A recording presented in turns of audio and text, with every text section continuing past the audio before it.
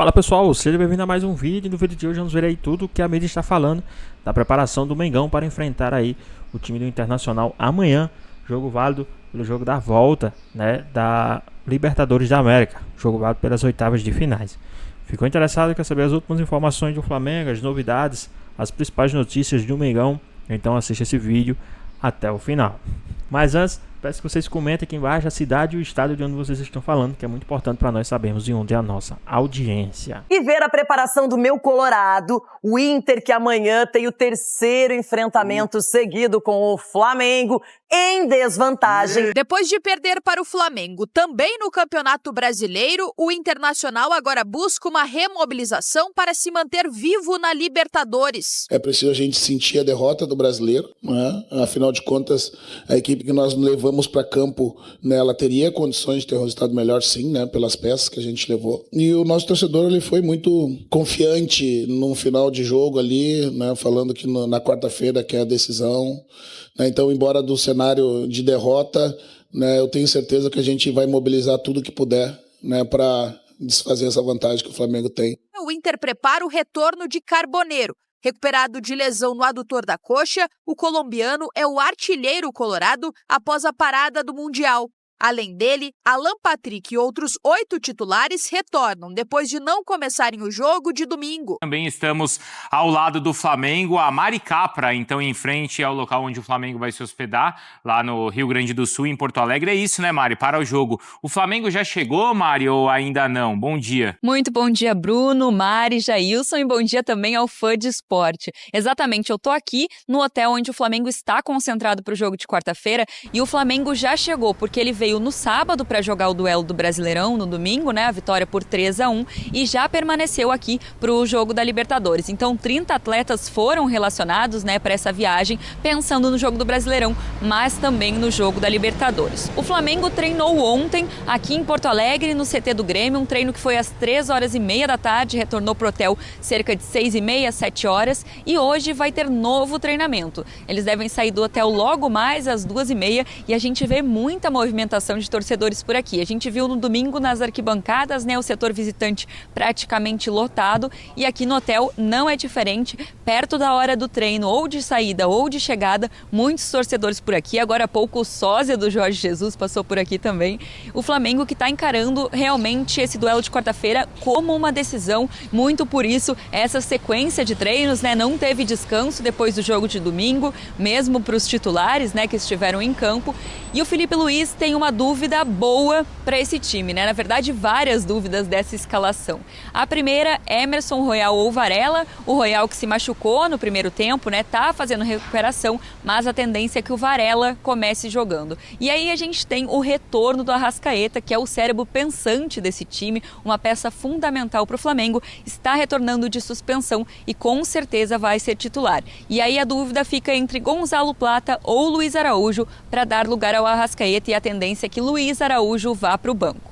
E aí, mais na frente, Bruno Henrique ou Pedro. Claro que Bruno Henrique tem sido o favorito, né, do Felipe Luiz, mas o Pedro, como fez 2 gols em 11 minutos nesse jogo de domingo, também se credencia aí para brigar por uma titularidade. Então a gente pode ter essas mudanças no time do Flamengo. O Felipe Luiz ainda está testando algumas coisas, mas a certeza que a gente tem é que o Flamengo realmente vai para cima do Inter. Se o Berton estava falando, né, que o Inter precisa ir para cima, precisa buscar esse resultado da parte do Flamengo, e até pelo DNA do time, né? O Flamengo também vai para cima, não vai jogar apenas no contra-ataque do Inter segurando o resultado, Bruno. E quem também trouxe aí mais informações do Mengão, as novidades, tudo sobre essa preparação, foi o pessoal do F360. Vamos dar uma olhadinha aí em tudo que eles falaram sobre essa preparação do Mengão para enfrentar o time do Internacional mais uma vez. A resenha para falar desse Inter de Flamengo. E a Mari Capra chega também, ela está lá no hotel em que o Flamengo está concentrado, em frente ao hotel. A gente já vai ver a imagem agora para ter certeza. E a Mari Capra vai trazer informações do Flamengo para a gente continuar nossa... ela está em frente ao hotel. Pronto, agora eu já tenho certeza. Bom dia, Mari, tudo bem? Bom dia, amigos do F360. Bom dia aos fãs de esporte. Exatamente, eu estou aqui na frente do hotel em que o Flamengo está concentrado aqui em Porto Alegre, no bairro Moinhos de Vento, né? Um dos bairros mais renomados aqui da cidade. E o Flamengo está aqui desde sábado, porque já veio com 30 jogadores justamente para cumprir esse cronograma de jogar no domingo pelo Brasileirão e também de jogar na quarta-feira pela Libertadores. E falando em Libertadores, o Flamengo está tratando o jogo como realmente uma decisão. Isso porque os jogadores treinaram ontem no CT do Grêmio e hoje eles treinam novamente às 13h30 da tarde, também no CT do Grêmio. Então nada de folga, Felipe Luiz não baixou a guarda. Realmente os jogadores estão, treinando, se preparando para esse confronto, então nada de descanso. E o Flamengo também está contando muito com o apoio da torcida. A gente pôde ver no Beira-Rio, no domingo, que o setor visitante estava cheio. E aqui no hotel também, na hora de saída para o treino, na hora de chegada dos jogadores, mais à noite, ali por 6h30, 7 horas, eles também têm comparecido em peso aqui para apoiar, para pedir autógrafo, pedir fotos, enfim. Então a gente vê também por aqui pelo hotel muita movimentação desses torcedores do Flamengo. E quem falou sobre a importância desse jogo foi o goleiro Rossi. Nós vamos ouvi-lo agora. É uma final, vai ser um jogo muito disputado, um jogo muito importante. É óbvio que a gente chega com uma vantagem que conseguimos lá no Maracanã, mas é um jogo à parte. É um jogo totalmente diferente do que já aconteceu. A gente tem uma vantagem, mas não tem que se deixar influenciar por isso, porque a gente sabe que se não tomar um gol, vai classificar, mas mesmo assim a gente não vem para se defender no jogo, a gente vai jogar o jogo de igual a igual, a gente vai para o jogo para vencer, que isso aí nos vai deixar mais perto da classificação ainda. Tá aí a fala do Rossi, e se restava alguma dúvida de que o Flamengo ia vir para Porto Alegre para jogar para cima, ela já não existe. Apesar do Inter precisar do resultado e muito provavelmente vai jogar mais ofensivo para ir para cima do Flamengo, a ideia do Flamengo é não jogar atrás, não jogar só pensando na defesa, mas sim também propor o jogo. Volto com vocês. Interessante, né? O que trouxe a Mari acompanhando a fala do Rossi, né? Ele diz ali, o Rossi, que se não sofrer gol, classifica, óbvio, né? Joga pelo empate. Ao mesmo tempo, não podemos ficar só nos defendendo. E aí, professor? Até porque ele é o goleiro, né? Está legislando em causa própria. Está lembrando que se ele passar em branco, o Flamengo passa. Bom, o Flamengo não sabe jogar só na defesa. Será uma grande surpresa ver o Flamengo jogando na defesa. Nem a torcida do Flamengo quer ver isso. Totalmente fora da curva do que é o jogo do Flamengo. E por falar em fora da curva, o Lúcio lembrou a possibilidade do Inter aumentando ao fazer um jogo perfeito, que é algo que o Inter não tem feito. O Inter não tem feito jogos próximos da perfeição, sequer perto disso. Então, é contar com uma grande virada no jogo do Inter. O Flamengo hoje não precisa de uma grande virada no seu jogo, não só por causa do resultado, mas pelas características desse confronto. O Inter precisa de algo a mais, e nesse tipo de confronto equilibrado, às vezes nem o seu algo a mais conta. Você tem que contar também com algo a menos por parte do adversário. Isso é difícil, até porque o Flamengo tem um algo a mais em relação ao primeiro jogo do confronto, né, Mari? A Arrascaeta, não é isso? Exatamente, o Arrascaeta tá de volta e eu tava falando que ele dá uma dor de cabeça boa pro Felipe Luiz, porque o Felipe Luiz tem muitas boas opções, tanto no time titular quanto no banco. E agora, com essa volta do Arrascaeta, ele vai precisar entender se ele vai tirar ou o Gonzalo Plata ou o Luiz Araújo. Um dos dois deve dar lugar ao Arrascaeta e a tendência é que seja o Luiz Araújo, justamente porque o Gonzalo Plata tem mais essa questão de visão de jogo, né? Então ele deve ir com Arrascaeta e o Gonzalo Plata. Então Luiz Araújo deve ser a tendência de ir para o banco. Esse algo a menos do Flamengo, eu concordo que é difícil, mas não é impossível. O Flamengo acaba de... O senhor vai falar para secar o rubro-negro? Não, eu vou só lembrar, vou informar que o Flamengo acaba de perder uma vaga na Copa do Brasil por conta de uma saída de bola, num jogo. Como assim? Não entendi. Em casa. O Atlético Mineiro. Ele perdeu uma bola na saída e perdeu a vaga. Então não é um time perfeito. Gol do Coelho. Tem também suas imperfeições. E a Mari trouxe a informação, né, dessa dúvida do Felipe Luiz. Eu não tiraria nem Plata nem Luiz Araújo. Iria com os dois, com a Arrasca. Eu sacaria, na comparação com o primeiro jogo, o Bruno Henrique. Eu entendo que o Bruno Henrique fez o gol, tem estrela para esses momentos, mas pensando no Inter... Sem Bruno Henrique e sem Pedro? Porque pensando no Inter, tomando a iniciativa do jogo, isso tende a acontecer até para trazer o ambiente do Beira-Rio, O Flamengo pode ter a chance de matar o jogo no contra-ataque na velocidade. Então, ter o Plata, que já jogou ali como referência, flutuando, praticamente sem posição... E aí, pessoal, rapidinho aqui. Vocês acham que quem deve ser o titular aí do time do Flamengo no ataque? Pedro ou Bruno Henrique? Quem vocês acham que deve jogar? Né, analisando o jogo do Rio de Janeiro, na Libertadores, né, que o Bruno Henrique fez o gol, e analisando esse jogo no Beira-Rio, a qual o Pedro fez 2 gols contra o time do Internacional. Quem deve ser o titular do time do Flamengo no ataque? Pedro ou Bruno Henrique? Quem vocês gostariam de ver? Deixa aqui nos comentários, hein? Pode ser a grande sacada do Filipe Luís para, no primeiro tempo, conseguir ali abrir uma vantagem que já baixa o ímpeto do Inter. E é um repertório ofensivo de muita intensidade e velocidade. Apesar da idade, o Bruno Henrique continua sendo bem mais veloz que o Plata para puxar contra-ataque. Mas se for esse o caso, ele joga. Para mim, joga o Bruno Henrique, independente da situação. Mas é que, para mim, o Plata dá mais capacidade de tirar o melhor do Arrascaeta, porque o Plata, quando se movimenta, ele abre espaço para o Arrascaeta preencher a área. O Arrascaeta está numa versão goleadora.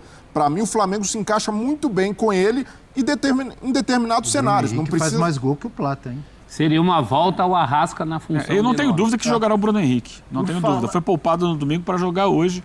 Para mim, na cabeça do Filipe Luís, ele é a referência principal hoje em grandes jogos, porque ajuda sem a bola muito. E eu acho que, assim, pode até acontecer do Flamengo encaixar o contra-ataque, mas ele nunca vai jogar assim. Aliás, o Filipe Luís já falou várias vezes sobre isso. Pode jogar bem ou jogar mal, nunca vai jogar com a intenção de baixar as linhas. Nunca. Ele já falou isso várias vezes. Mas, Eugênio, o segundo gol do Flamengo sai de um contra-ataque de manual no Beira-Rio. Sim, uma circunstância do jogo. Mas isso não significa jogar só por contra-ataque, mas ter um mecanismo pronto para contra-atacar, porque vai ter espaço para isso. Mas tem com o Bruno. Ô, Eugênio. Eugênio, diga, Berton. O Filipe Luís fala sobre isso.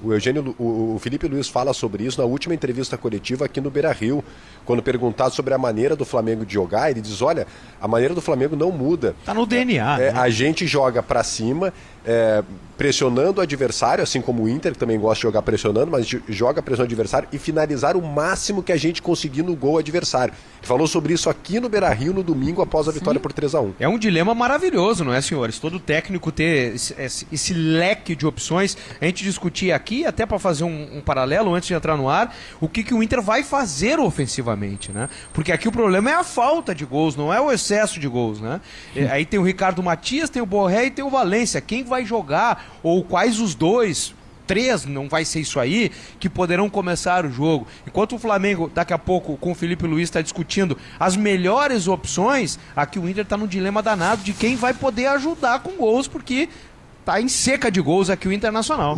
O Lúcio, Berton, Mari, e amigos e amigas que nos acompanham, vocês sabem que eu fico mal quando eu ouço que o meia criativo, camisa 10, está desaparecendo, está acabando isso no futebol.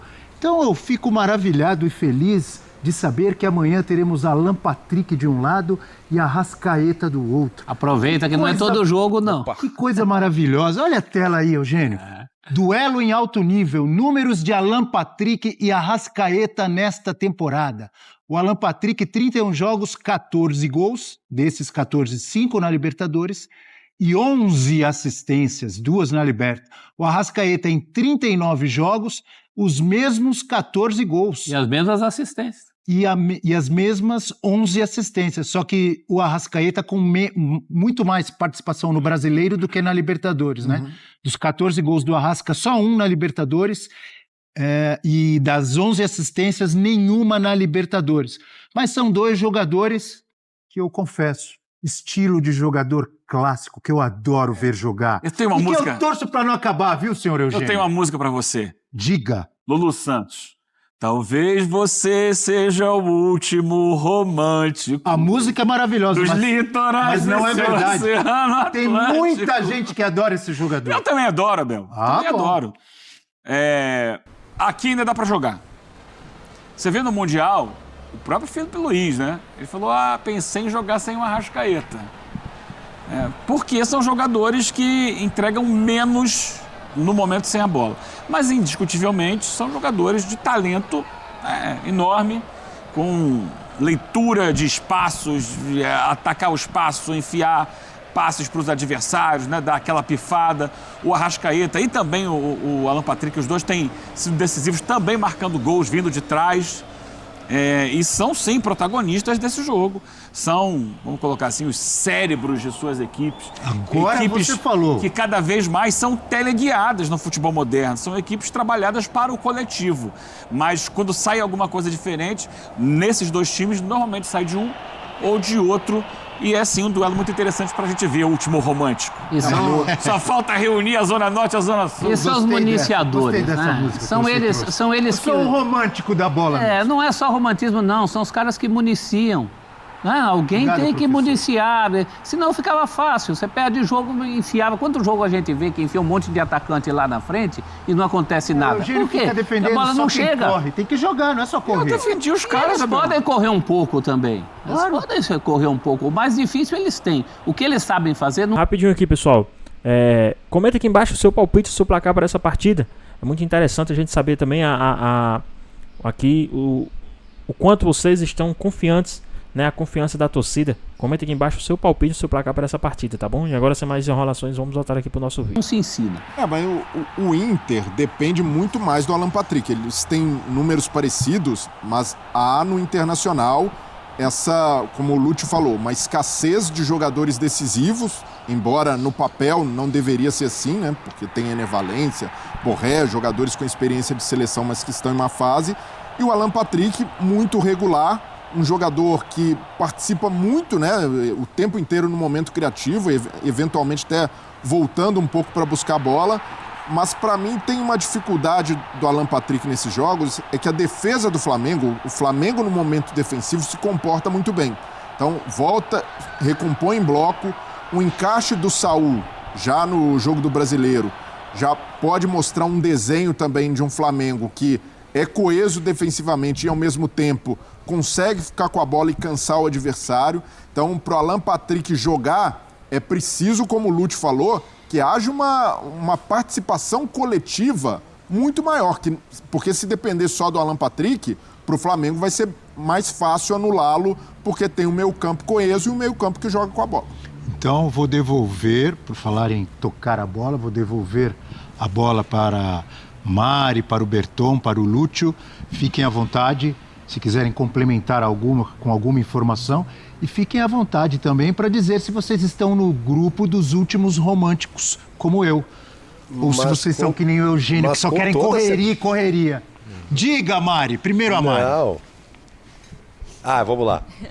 Eu tô no grupo dos últimos românticos com vocês, assim, eu sou fãzaça do 10 de verdade, né, do 10 de antigamente que a gente tem no Alan Patrick e no Arrascaeta. E vocês estavam falando a questão de anular o Alan Patrick e foi exatamente isso que aconteceu no primeiro jogo, né? Pouco foi visto do Alan Patrick, justamente porque o Flamengo estudou o Inter e entendeu que a cabeça pensante do Inter, o cara que comanda o meio-campo, era o Alan Patrick. E sobre o Arrascaeta, eu acho que ele tem sim um papel de... Não que o time dependa dele, assim como o time do Inter dependa do Alan Patrick, mas o Arrascaeta volta agora e ele já é titular absoluto.